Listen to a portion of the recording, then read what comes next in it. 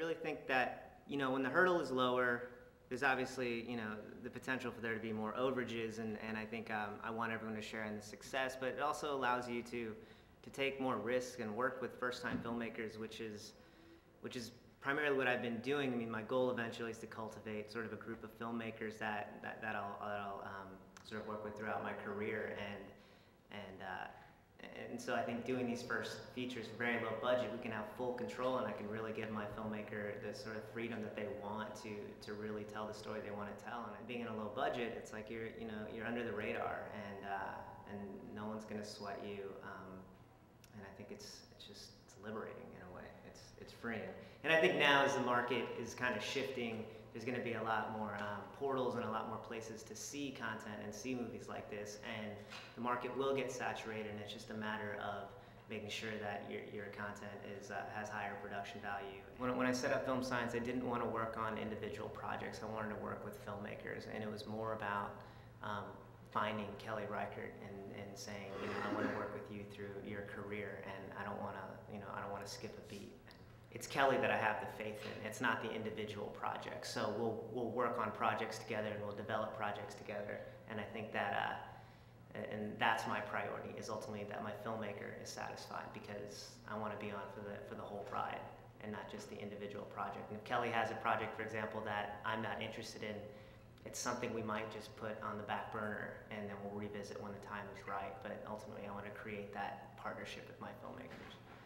I don't want to just do one-offs with single filmmakers, and I'm still learning about the filmmakers that I'm working with. And there are some filmmakers that I probably won't work with ever again. And not that there's bad blood, but sometimes there's differences, and I want to get as much from this as my filmmaker does.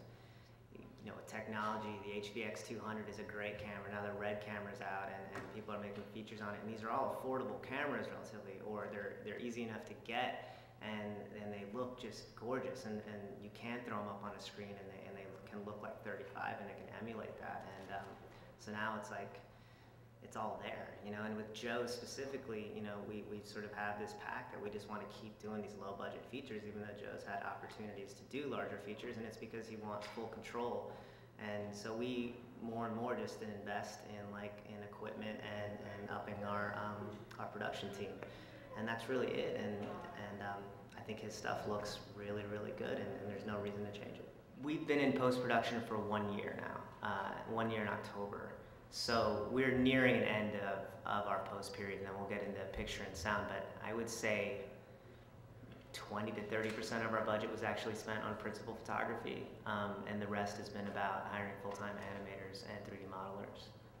And Jeff's a big part of this. And also, there are a lot of people that are excited to work in animation and intern on these projects. And Jeff is a professor at the University of Texas, and he's been able to bring a lot of students to come in and help. And that's the coolest part, is like bringing everyone in that isn't jaded by the business or anything like that, that they're like just insanely creative and just so like, the things that they can come up with and imagine are just like amazing, and they want to do the work, and they want to get in there, and I think that's another reason to stay sort of out of the system, I guess, in a way. They're not looking for a hefty paycheck. We compensate everybody as best we can, and everyone gets paid, but they're not getting paid, I guess, what union animators might get paid. I'll put it this way: our hurdle is $450,000, which is low, but that includes deferments. So after we get, so that'll take up that'll be our budget and deferments. We took a lot of crew deferments. So we've always pieced the financing together. We've gotten shares through private equity. We have a film called I'll Come Running, which we raised half the money in the States through a film fund through Autumn Entertainment, and the other half was a pre-sale in Scandinavia in exchange for their territory.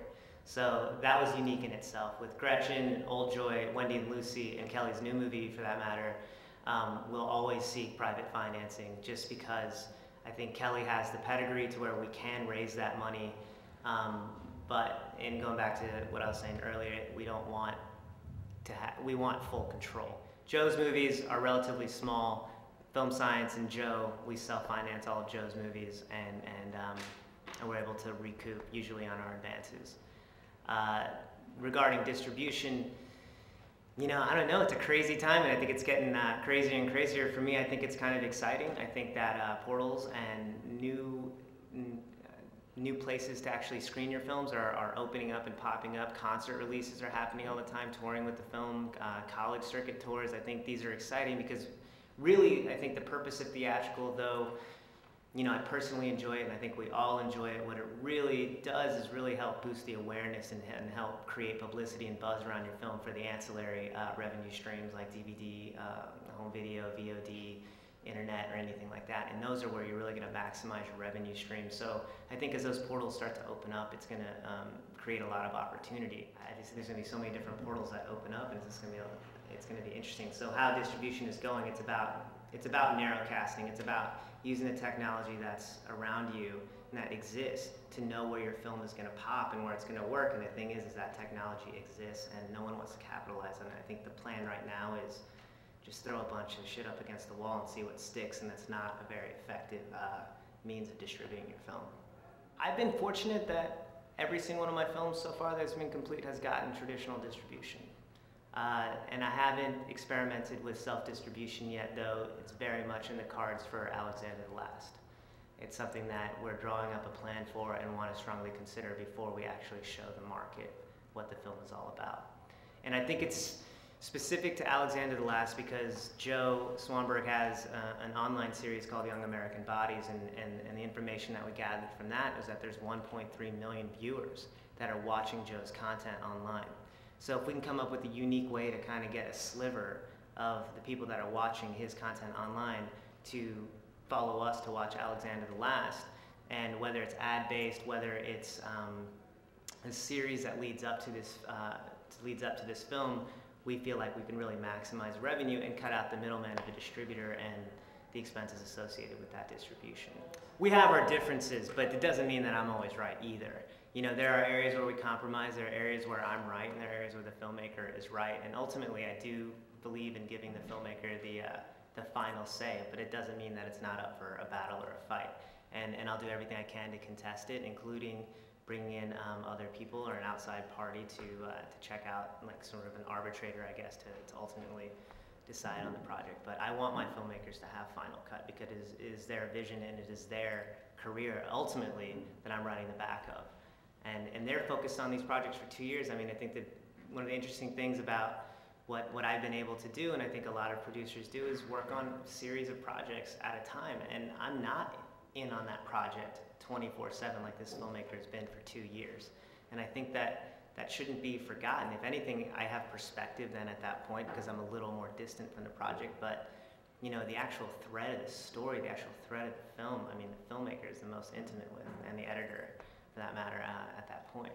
So I have full faith in my filmmakers at that point.